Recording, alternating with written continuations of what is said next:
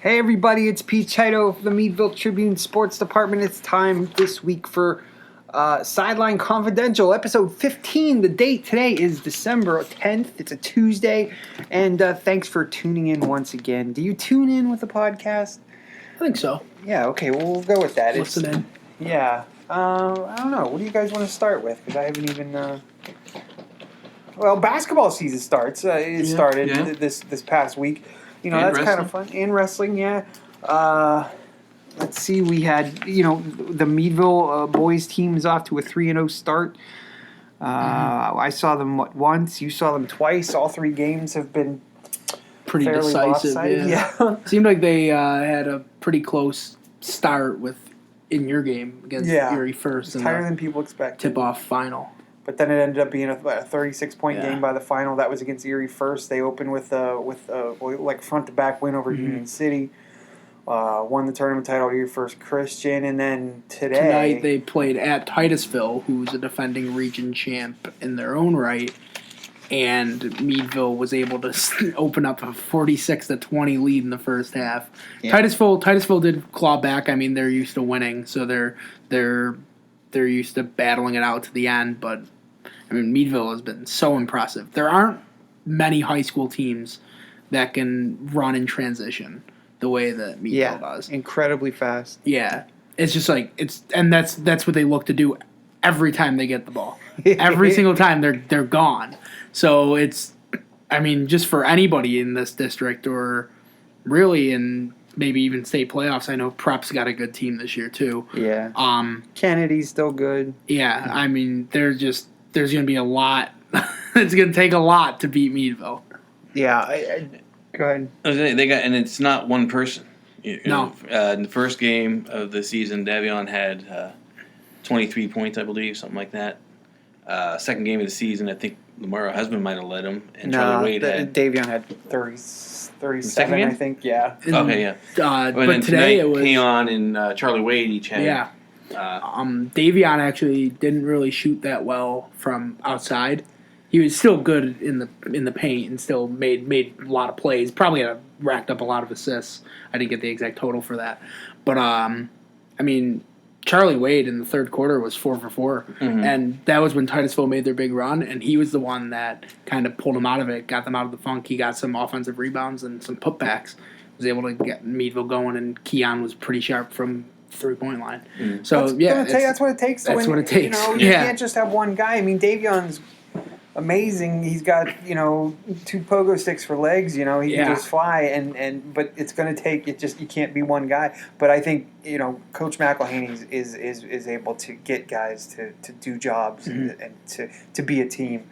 He's very good at making them execute, and they look for each other eventually, and they seem to be having fun with it. I was concerned without LaShawn Lindsay. He's such a big presence on the court. How he was, how they were going to be without him, but it seems like they're even faster this year, and they're scoring at a better clip, and they're not so dependent on the inside game they get. Yeah, well, it's nothing new for me. I mean, when Armani. When Armani and Woodford. Oh yeah. Woodford both graduated. We were Simi Woodford graduated. We were like, well, who's going to get the ball to LaShawn? Yeah. And it was like, oh, well, never mind. They're fine. Let's see. The Meadville girls, they won their opener, didn't they? Yeah, they won their first game of the season over over Seneca. And then they came up short in the next 2 games. They lost to Erie, who was a very good team, and then they lost to Greenville on Monday. So they're off to a 1-2 start. Let's see who else. Cambridge, I saw them tonight. The Cambridge girls. They look good, but they're small. They only played 5 girls at varsity. They had to sub in the second half because a couple of the girls started cramping up. It was pretty warm in that Cochran gym, which I appreciated, but I wasn't playing basketball. I was sitting watching basketball. But they started cramping up and had to do a little subbing. But they only have 10 girls. They have 5 playing varsity. They have 5 playing JV. It's going to be a grind for them this season. I think they could do it. You see players that manage to get front to back in a season playing 32 minutes a game. But they're kind of running a razor's edge there with injuries or fouls or anything like that could crop up at some point. So that's going to be interesting to see if they can hang on. They beat Cockerton tonight. That was a 52-41 final. I think Cambridge got out to a 16-2 lead in that one. And then I think the legs started to give out a little on them. And Cockerton was able to make some buckets and stay in the game and make it like a 7-point game in the second quarter. But Cambridge Springs, despite just playing 5, they hung on and got a big lead and carried it away. Haven't seen much boys basketball other than Meadville this year because the boys haven't played really Monday. They didn't play really at home around the area today. So tomorrow, hopefully, we'll go get to see Cambridge at what do you call it? Host in Brookville. Mm-hmm. Thursday is back to girls, and then Friday we're going to have some boys. Because in the Union City did. Considering how small of a school they are compared to Meadville, they got some outside shooting.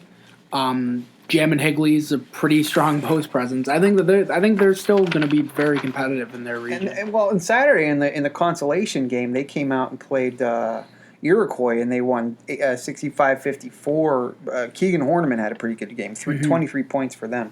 So they're going to be good. I think they're going to be pretty tough in the region this year. But it's hard to judge who they are when you see them play against Meadville. It was fascinating just hearing from Coach Sean Thompson when he was talking about Meadville. He's like we're not going to see a team like that nope. for the rest of the year. Mm-hmm. So it's kind of interesting that you get your toughest opponent out of the way first game, and then every game after that should feel much easier for Union City. And then tonight, Sagertown hosted Eisenhower. They named the gym at Sagertown High School after head coach Steve Scott, who's in his 34th year with the season. We were talking tonight about it, and he's just been one of the most consistently successful coaches that Crawford County has ever had. She said, "How many losing seasons has he had in those 34 years?" And you could probably count them on one hand. And that's if you're missing a few fingers. Yeah. He's been keeping that team competitive for decades. It's kind of amazing, and it's a well-deserved honor that he gets. And then tonight, and then after they named the gymnasium, which they just remodeled, and they named after him. They went out and beat Eisenhower 63-21. So, 42-point game there.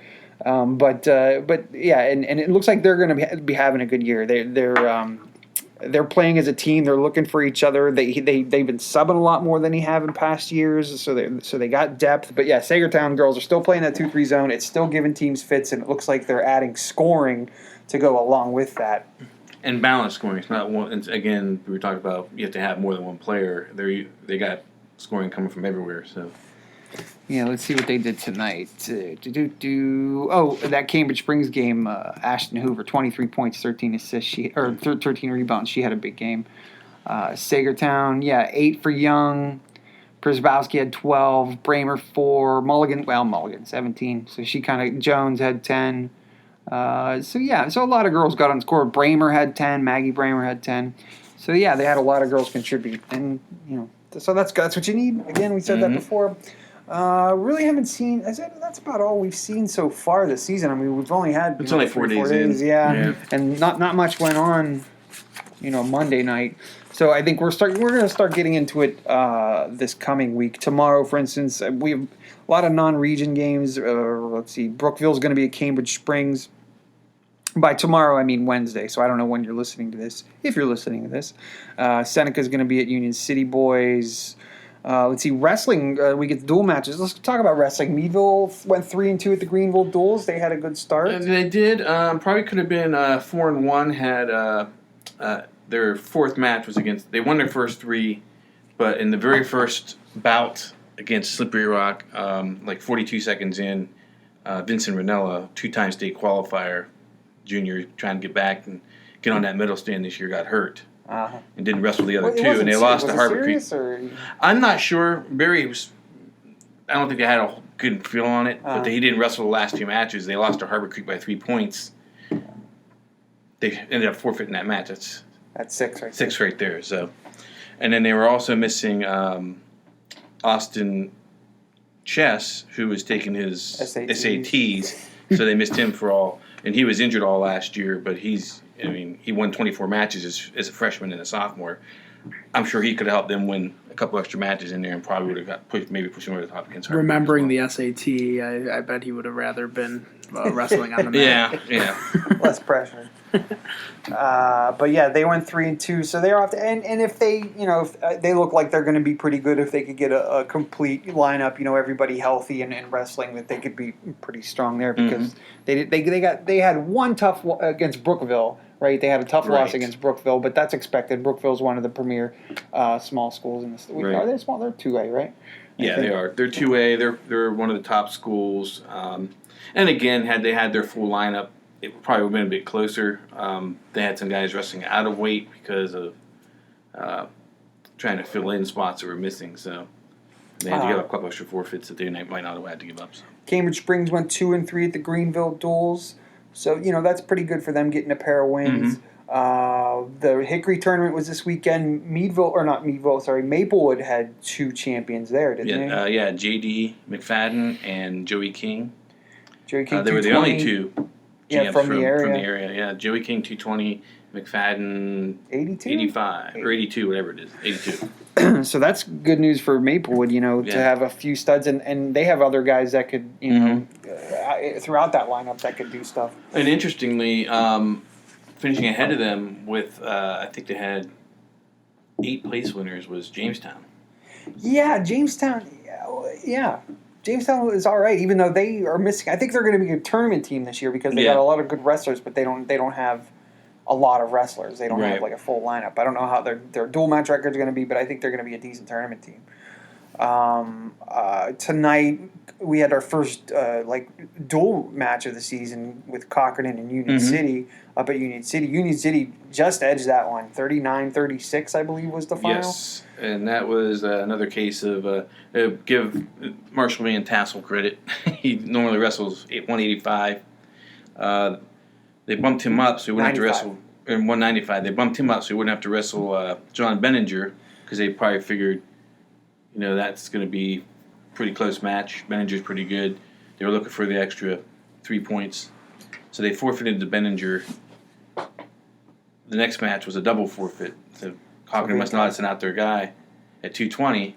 So they bumped Van Tassel up to 285 to take on the Avis. He gets the pin. Cochrane has to forfeit the next 2 matches, and that's how they lost. They gave up 18 points in the last 3 matches. So that was a close one there, and I believe was it Shane Peterson didn't wrestle for Cochrane? Yeah, he was missing. That probably would have made a bit of a difference. So that was probably in that, especially if it's a 3-point swing. If he wrestles one of those lower matches, even if it's only a decision, Yeah.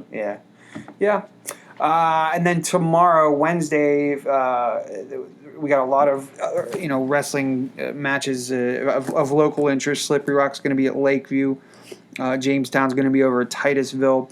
Conneaut area is going to be hosting Reynolds, defending 2-time state team dual champ. Yeah. Reynolds Raiders. That's gonna Reynolds. Even if you're a Cash fan, you're going to see that. You're still going to see the elite program in the state of Pennsylvania. Mm-hmm. You know what I mean? It might not be a fun night for the Cash kids, but if you're a wrestling fan, you get to go see some of the best there on Wednesday night.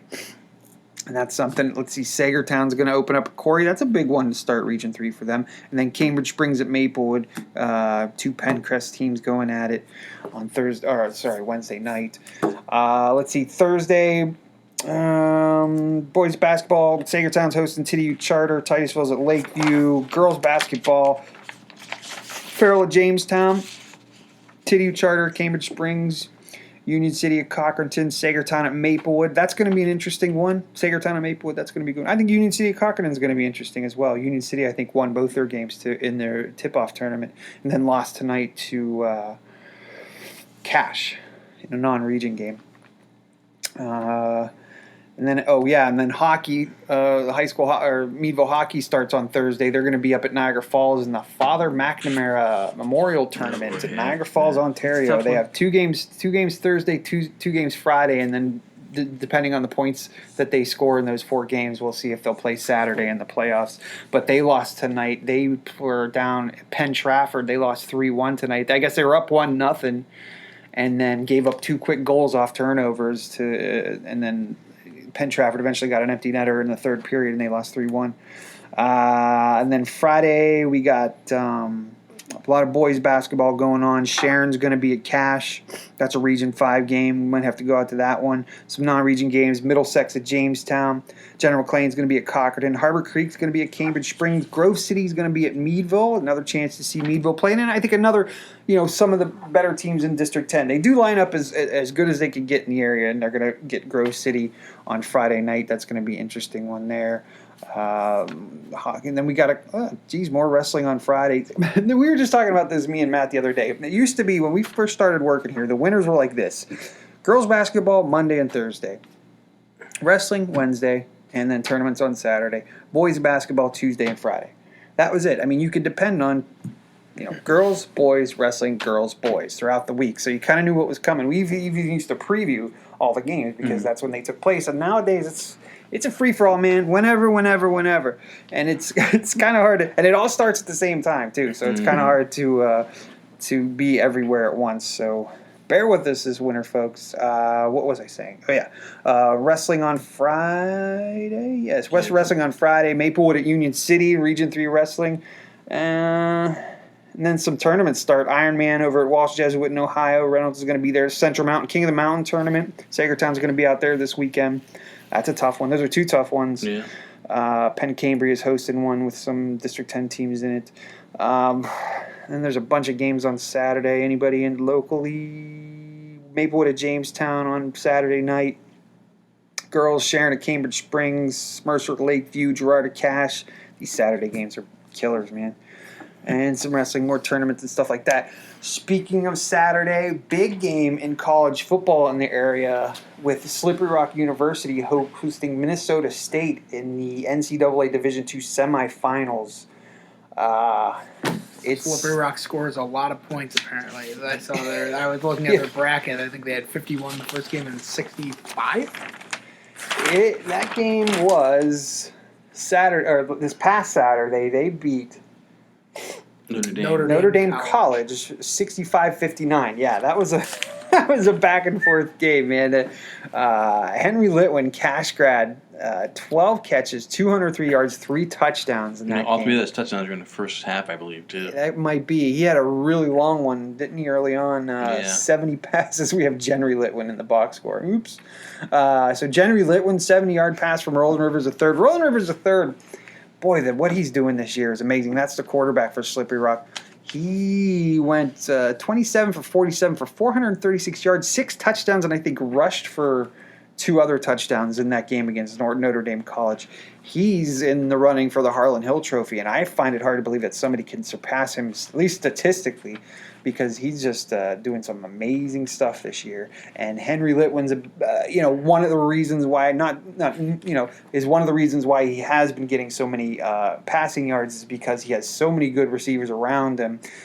Cinque Sweeting, Jermaine Wynn Jr., even out of the backfield, that Charles Snorway, believe it's. I don't know how you pronounce it exactly, but he can catch passes too.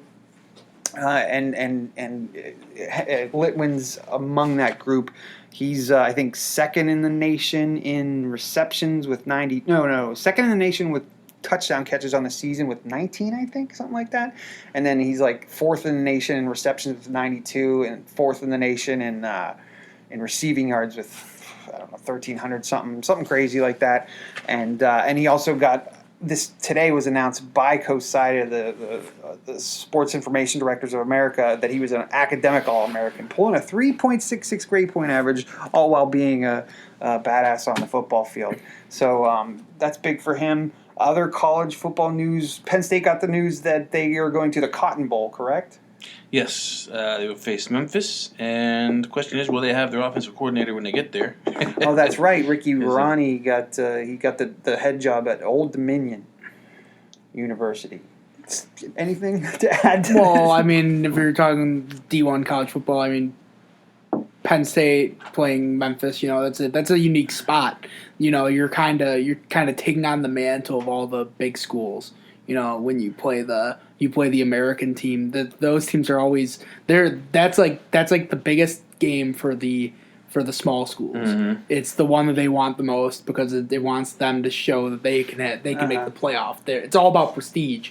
And Penn State kind of takes on the mantle of they have to put all the big schools on their back and show that they're not gonna let this small school beat them in a game that they're probably disappointed in being in. That's an awkward position to be in for Penn State. Then I find that game to be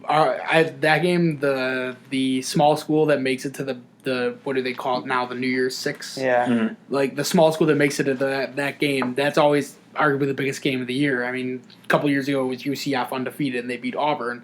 Then last year LSU made it their mission to beat up UCF. Yeah. Like they wanted to push UCF around because they were tired of UCF saying, belong in that. Making fun of the SEC and then saying that they're national champions, and LSU made a point of not letting that happen again. So Penn State, now it's up to them to show that the small schools are still second level. So do they really need this stuff with Ronnie right now? Ricky Ronnie, getting that. They couldn't wait a couple weeks, until they finished the season to announce this. That's the college football thing now. I think that there's going to be a bunch of teams in bowl games playing without their head coach. They want the coaches in as soon as possible to try and get some of those recruits. 2 weeks to let them finish out the season and not have a bunch of distractions going into a bowl game. Is that too much to ask? I think App State, I know that they lost their coach again for the second straight year. They're like 11-1 or 10-2, and they're playing their second straight bowl game because their coach is so good that they just move on. And playoff wise, LSU got the 1 seed, which is huge this year. I saw that on Sunday and I was like, that is super important because instead of playing Clemson, who hasn't lost a game and they've won their last 28 games and they're third. You get to play Oklahoma, who gave up 48 points to Kansas State. So there's a big drop off between Clemson and Oklahoma, and LSU getting the 1 seed makes their You can't take Oklahoma lightly, of course. They're one of the best offenses in college football, but that's definitely a plus considering just how good Clemson is. And Clemson Ohio State might be one of the best semifinals we've had since the playoff was. When is that? One of those games? Those are the 28th. Okay. I think that's a Saturday, 28th. The 28th for the playoff games. The playoff games, right? Yeah. Might as well go to NFL too while we're at it. Who wants to start? I mean, Browns got a win. It was fine. They beat Cincinnati. Yeah, it wasn't great, but it was a W. I'll take it. Nobody got arrested. The team's still in Cleveland. Worse things have happened. It was a W. Not now as much as they didn't look real sharp. No, they're in a weird spot. Odell's hurt, and there's conflict with that or something. Yeah. I don't really get what's going on there. Yeah, now there's rumors that he might want to be traded, which is weird. I don't get it. Fine. I mean, if you can just hang on to Landry. Landry seems to be the guy that's actually pulling his weight right now. And the running backs are doing a good job. The line's still, spotty. The defense, I think, is giving it. And Bengals were kind of feeling themselves after coming off that win last week, and they were a little more dangerous than I think we expected. But it wasn't that great of a win. I think the term for the Bengals is frisky. They're always competing. And they got nothing to lose. They don't care. They're just going to go out there and play. Yeah, so Cleveland pulls out 27-19 win over them. Bills-Ravens was very, entertaining. I mean, if you like defense, which I typically do, I think at halftime, Jackson and Allen both had 30 passing yards. So both those defenses are elite. And they really show. Because I was super impressed with the Bills' defense, and I was super disappointed in the Bills' offense. I thought that the Bills' offense would have a decent game. I thought that maybe they would get to 20. They ended up 17. Having a chance at the end because, fourth quarter Allen is totally different than the first 3 quarters of Allen. But, considering that the Bills played against what was the front runner to be the MVP, probably still is because Wilson didn't have a good game. The Bills really shut him down for most of that game. He had one throw where their guy just lost his man coverage, and it was a wide open throw. And everything else is a grind for Baltimore. Yeah. They've averaged 3 punts. This was the stat that blew my mind. They've averaged 3 punts a game, which is crazy low. Yeah. And the Bills made them punt 7 times. So, I mean, That's the pretty Bills' good. defense is really good, and they just need a win. I saw the NFL has playoff scenarios. Bills win one of their next 3 they're in. They're not easy games. One's this week is at Pittsburgh. Yikes. Sunday Night Football. First Sunday night game for the Bills since 2007. Really? Wow. Which is crazy. Yeah, it is. I mean, I put the over under on Al Michaels not knowing Bills players' names at like 5.5. But yeah, I mean, it should be fun. I mean, this is what you want when you're when you're a fan of a team. You want to play the big game on Sunday Night Football to make the playoffs. I mean, that's 24-17. Considering the way that Baltimore's been playing, Yeah. and considering that the Bills have lost to good and bad teams this year, that they were able to. They keep played it, them just as tough as San Francisco did. I mean, they were it's a 1-score game pretty much the whole time, and I was pretty impressed. I think the Bills are closer than what maybe a lot of people thought, even though they didn't get the win. And I'll just say that the Ravens look like a Super Bowl team. That's a Super Bowl team. Great. I'm real happy for him. Speaking of being really happy for teams, Pittsburgh got the win Sunday. They kind of had to sneak by Arizona, which was 3-8-1 coming in. It's another frisky team. Yeah. It was a W for the Steelers. It wasn't the cleanest thing, but at this point, with still playing Duck Dodgers or whatever his name is, and still having a lot of injuries. James Conner's still not playing. I guess every win is cake for them at the moment. Tomlin's my pick for Coach of the Year. I think that considering all the QB woes that they've had, they've gone through 3 guys, and they win by just like doing these. They win by doing all these little things. Like they had a punt return in that game. This Deontay Johnson. Yeah. Deontay Johnson. Yeah, he's terrific. I mean, I'm so jealous of just being able to just be like everything can go wrong. It's like, oh, we're 8-5. And I mean, I know I hear a lot of Steelers fans are they're miserable. They're like, I hate it. Team stinks. I hate it. They're like, oh, this team's not any good. Right. I'm like, I love to have your team. Yeah. I mean, maybe not this year. I mean, think we'll about see the stuff Sunday, that they but went through. They're still, and to be in the position that they're in, and all those calls crazy. for all the coaches' heads all season. It's in long, their Tomlin, hands to make the Fiedner, playoffs. And the fact that they got this, forget it. They're so entitled, Steelers fans. I hate them. But it's funny because I wasn't paying attention to much of the game because I was working. But I heard that at one point the announcers were praising Randy Fiedner for his work this year with having to go to the third string quarterback, having to go with third and fourth string wide receivers, having to go to your second and third string running backs, and still being able to do enough to win games offensively. I mean, Dolphins got close, Matt. Yeah. Yeah. My fantasy receiver got a concussion. That was devastating. Devontae Parker. I was pretty crushed with that. Jets 22, Dolphins 21. Yeah. Yep. But hey, Field goal with no seconds goal, left by Ficken. The Miami Dolphins field He's goal. a Penn State kid. The Miami Dolphins kicker set the franchise record with 7 I field saw goals. that. They had 21 points and it was 7 field goals. Yeah. Jeez. That's crazy. But I hope that the world roots for the Bills against the Steelers. I imagine if they do, I imagine it will be a big national audience for the Bills.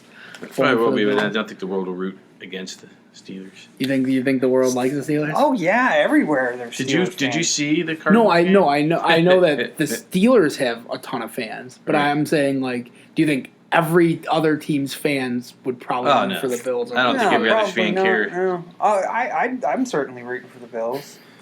And all the AFC North people will be rooting for the Bills. Yeah. Not really. Well, maybe. I mean, but the Steelers That's why fans, the other day I was at they're everywhere. That Cardinals game, there was like more Steelers fans than Cardinals fans. There was somebody in the stand saying, "Steelers Nation, Idaho chapter. I'm like, so you came all the way down from Idaho to Arizona to watch? my brother thinks Bills Mafia will turn up at Heinz Field on Sunday. That apparently when Rudolph was playing and they weren't doing so well, their ticket prices dropped a lot, and all the Bills fans in Buffalo were scooping them up. They don't have many. There were nosebleeds for $14 at Brown Stadium. So I bet the nosebleeds they'll be like way up in the rafters. They'll blue just be blue. There'll be blue everywhere. I was gonna say because most you won't be able to hear them. Most of the seats in Pittsburgh are sold out like 6 years in advance. Yeah. Speaking of defense, Farrell Steelers, they won their second straight PIAA state championship on Thursday. Yeah. They talk about a defensive game, 10-7 over Bishop Guilfoyle. Farrell, who didn't attempt a field goal all season long, ends up winning it in overtime on a 22-yard field goal, 10-7. I don't know if you guys watched the game. That field goal, oh my God, it stayed up in the air. Yeah. I'm like, where'd it go? And then you see it just barely drop over the crossbar, and they start celebrating. But that was it was more like a punt. It was more like a short punt that somehow got over the Brian Hilton Jr. It was the Steelers had the second possession. On the first possession, Guilfoyle got held out, and they tried for a field goal. Brian Hilton Jr. got in front of it, got the block, and kept him off the scoreboard. And then, Steelers didn't get in the end zone. Hilton kicks the field goal, and they win. Look at these stats for a state championship game. Let's see, total yards. Farrell 215, Bishop Guilfoyle 103. 7 first downs for Guilfoyle, 11 for Farrell. Just 14 passing yards for Farrell, 31 passing for Guilfoyle, 72 rushing for Guilfoyle, 201 rushing for Farrell. But I think the only reason either team got into the end zone was because of one, Farrell recovered a fumble, pretty much in the red zone. Guilfoyle fumbled. Farrell got the ball and ended up scoring a touchdown a few plays later in the second quarter. And then in the fourth quarter, Guilfoyle blocked a punt on Farrell and got set up on the 2 or the 3 or something like that. Scored a play or two later and made it 7-7, forcing overtime. That was a heck of a defensive game. They just could not move the ball. It was just static at midfield the whole time, except for those 2 fluke plays. And good for Farrell. Good for Farrell. They have a new head coach this year, and Anthony Pegues. He's taken over for Jared Samuels. Jared Samuels was there. You saw they kept showing him on the sidelines during the game, and but Pegues carried off the trophy for the second straight year. Good for Farrell, man. That's good for Maplewood too. The team that they lost to in a close game was the champ. So I mean, you can think of it as they were one of the teams that gave them the best fight. On that level, yeah. It would have been nice to see what they could have done against some of the other teams, some of the teams that Farrell met on its path through states. And, you can't get more than 2 teams out of District 10, I understand that. But it would have been cool if to see, how they could have dealt with the rest of the state. Because they had something special this year, and hopefully they do again next year. I think that's about it for this week, guys. My wife did subscribe to Disney Plus, and yes, the first 3 episodes of The Mandalorian I thought were great. The next 2 kind of stalled a little bit. They looked like they kind of run out of money. You could tell that Favreau didn't have much to do with those, and it kind of got the 4th episode was pretty much the 7 Samurai or the Magnificent 7, same plot as that, and then the 5th one was, but it was still cool. It was very cool. It's cool hearing the sounds of the blasters and everything like that, and it was cool. It was cool being in the Jawa cockpit of that Jawa, cruiser. It looks great. Yeah, it's interesting. It's a great sign for what's gonna. Interesting at the end of the 5th one. Little fan theory for you. At the end, when you just see the guy's boots come up on the woman who was shot. The spoilers, by the way, if you're gonna watch the Mandalorian. I'm not gonna go. But. This takes place between episode 3 and episode 4. Okay. All right. So it's after the before A New Hope, Jedi Purge. Okay. Right. No, it's after the Empire falls. Yeah. So it's after Jedi. Because they talk about the Empire's over with. Oh, okay. Yeah. So maybe that pokes a hole into your theory a little bit. Yeah, it does. Which one takes place? There's Rogue another One. one taking. No. Oh, the Obi-Wan one. Well, see the Clone Wars. The Obi-Wan one is supposed to have a connection to this one, so that's why I was thinking, well, maybe this one's. I'm confused. Where are they going to get Surreal? But in either case, well, I was wondering. My first thought was when you saw the boots coming up, I was like, I wonder if that's Obi-Wan, and that's how it's going to connect it in. But then that wouldn't work that way. Oh, yeah. Well, what's cool? What I like about the show is that you can tell that the idea was to take the coolest parts about the original and repurpose them. Like, who is the coolest character in the world? Boba Fett. Let's not only have a new Boba Fett style look, but a whole group of Boba Fetts, and just have them fighting in rocket packs and cool weapons and stuff like that. And what are some of the coolest vehicles? I always loved the Jawa. What was it? The Jawa thing, that big triangular front, and to finally get inside of there and be in that little tiny cockpit where the Jawas fit, and that was like so cool. The big Jawa thing that's on Tatooine, the sand. The sand cruiser or whatever. And then the ATST being like a zombie ATST with red eyes and stuff. That was kind of cool. It was pretty vicious to see him just vaporize. It's like Jawas over and over again. I through most of the early episodes, I was like, do I want to root for this guy? This guy seems like kind of a jerk. But of course, he takes care of Baby Yoda, so Baby Yoda is something else. So taking the other coolest creature and making it a baby, come on! I mean, it's like a 50-year-old baby. It's really hitting the nostalgia parts of my brain real nicely. But it seems to be getting like kind of episodic. The last two. It seems like they're just like early on. They're just going after every Western trope. They're like trying to do each one. Like, I feel like I've seen like every episode. I've seen that story before. Yeah. Like this guy. Yeah, you want to help me with the job. Oh yeah, it's like Unforgiven. That, or something like that. And then the other one was like the one where he's like, can you like, you're like a great fighter. Can you protect our town? The Three Amigos. Yeah. So it's like I've seen all these stories before. I do enjoy it though. Like, it's repurposed for the Star Wars universe. That's fine. Yeah, that's fine. It would be, but nothing in the next two episodes furthered along the overall plot like the first three. The first three had an overarching thing with him and the Baby Yoda and Werner Herzog. That was really cool too, seeing Werner Herzog as the bad guy. and we still haven't gotten. I know Giancarlo Esposito is supposed to be. He played Gus Fring in Breaking Bad, and he's supposed to be in the show, and we haven't even seen him. Not yet. So I'm wondering what his character could be. There was one thing in part 4. I think he was thinking he had found a spot where he could leave Baby Yoda, and then he realized they're still chasing him, so he had to. At the end of that, when I knew they weren't parking Baby Yoda anywhere. Yeah. He's traveling along. He's along for the ride. That's a great and it's a puppet too. You could tell that it's and the practical effects are really more effective, I think, than if they would have CGI'd. What did Werner Herzog say about it? He says, "Oh, it's beautiful. The way they do that, it's amazing." That's so wild that he's become this really great character actor. He made some of the most far-out movies of like the early 80s with that Fitzcarraldo and The Wrath of God, Gear the Wrath of God, and the stuff with Klaus Kinski, and the fact that he's now just like the bad guy with the weird accent in all the movies. John Wick? No, Jack Reacher. And it's pretty cool. Just a few weeks until episode 9 too. What do you mean? For Star Wars. Oh, really? Yeah. Oh, that's right. The Rise of Skywalker. I was like, wow, Christmas is close. Oh, you know what I'm stoked about seeing? This is 1917.